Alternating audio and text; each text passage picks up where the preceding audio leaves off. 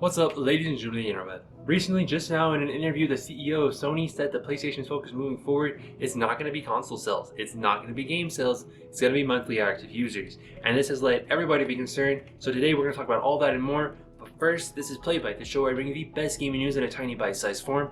And for the first time in years, this is going to be the best edited video I've done in a very long time because I finally got a new MacBook. I got the M4 Max MacBook Pro. Everything that I could max out, completely maxed out on it, so no more crashing while editing. So things have been really rough this console generation, going all the way back to day one with the PlayStation 5 when it first launched.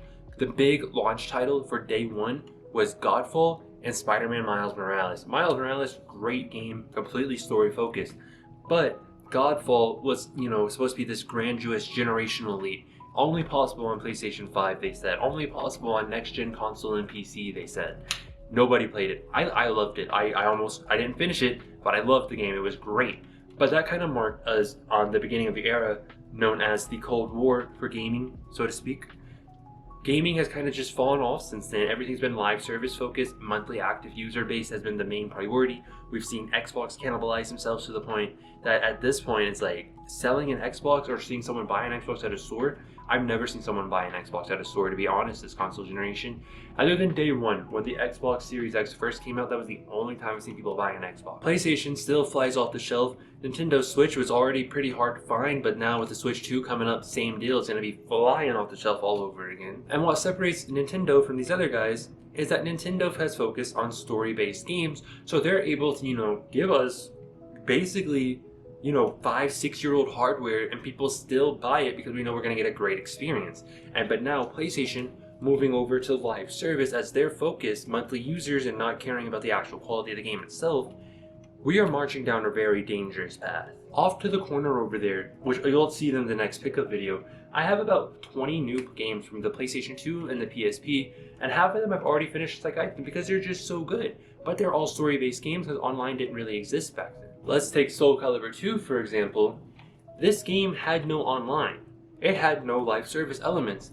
But despite being, 23 plus years old, it's better than any fighting game that has came out in the last 5 years because this game had a reason to exist. It had a focus, no microtransaction. It had like 20 built-in regular story modes to fight through, and then it had one giant campaign that you create your character for. Incredible game. I finished this in about 22 hours over the course of about 4 days, which is unheard of for me at this advanced age in life at 27 years old. I was able to do that because I can drop in and drop out. Yes, I'm playing it on the Retroid Pocket, but it's the same concept at this point on the PlayStation 5. Because if I was playing a PlayStation 5 game the same way, I just put it in rest mode, we're good to go. But with live service games, you can't do that. When you look at the population that plays gaming, it is a aging population these days. It is not a younger generation. I think my generation was the last generation of young people to really get into gaming. This was like 2010 to like 2015. Every generation after that, it's just been mobile games, iPads, etc. 10 years from now, would you even see an elementary kid ask for a PlayStation for Christmas? Probably not, especially with Fortnite coming back to mobile. They don't have a reason to. So in a way, I understand why Sony's going after this monthly active user metric instead of actual money made metric, but it just doesn't make any sense at the same time because this is not Sony as a company. This is like if you took Disney and they started making horror movies. Yeah, you have the money to do it. Yeah, you kind of got the talent to do it, but it's not what your audience wants. It's not what people care about from you. So why are you wasting all these resources? You're going to make a profit, yes, but it's not going to be as big of a profit if you made something that people actually cared about. For example, take Killzone for example. This would be like the perfect middle ground.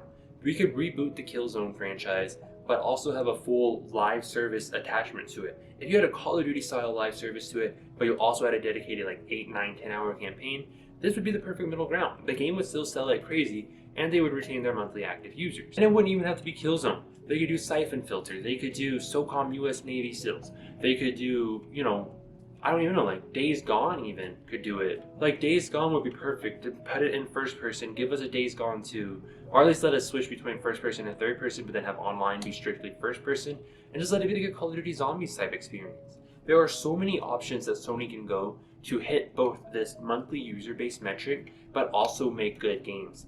But right now, when we look at the way Sony's been this entire generation, first party games that are story based has taken a backseat.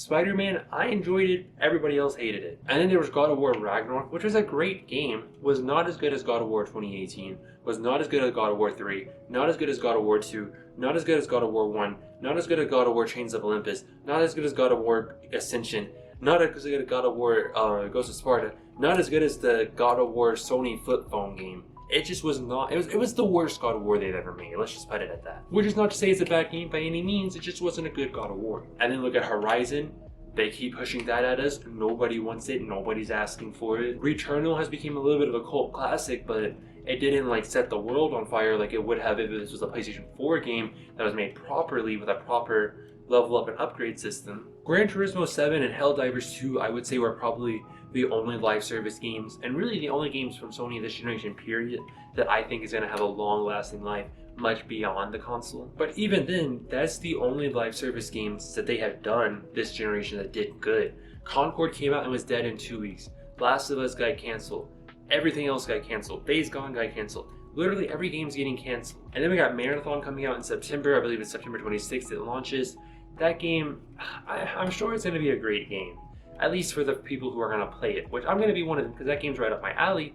But I don't see that game being one of those games that people actually play long term. It's definitely going to be a here and gone within a month type of game. And then now with this focus on monthly active users, that means we're probably going to get worse first party Sony PlayStation story based games, and it's probably going to be all live service based to keep people coming back and back and back. And honestly, I think when we look back at this console generation, we're going to look at this as the one that almost killed Sony. This console is selling worse than the PlayStation 2, obviously, worse than the PSP, worse than the PlayStation 4. It's only doing just marginally better than the PlayStation 3, which is my favorite console of all time. So I'm not knocking that console by any means, but in 2025, with 7 billion people on this planet, you should be selling a lot more units than that. I mean, Nintendo's doing it with hardware that you would have found in a smartphone in 2009. But this could very easily turn into a why I hate live service game rant. All we know for now is that Sony's making some really bad decisions, but they're making their stockholders very happy, but their customer base is not going to be happy, which is going to mean less game sales, less people playing, and it's just, how can these businessmen be so professional with like 15,000 doctorates and still make such dumb decisions? I guess we're gonna have to see how this plays out, but I'm not hopeful for the future of Sony if this monthly active user thing really is gonna be their focus and they're not just talking shit off the top of their head. But what about you? What do you think about it? Let me know in the comments down below. Don't forget to like, comment, subscribe, try not to die. I'll see you in the next video.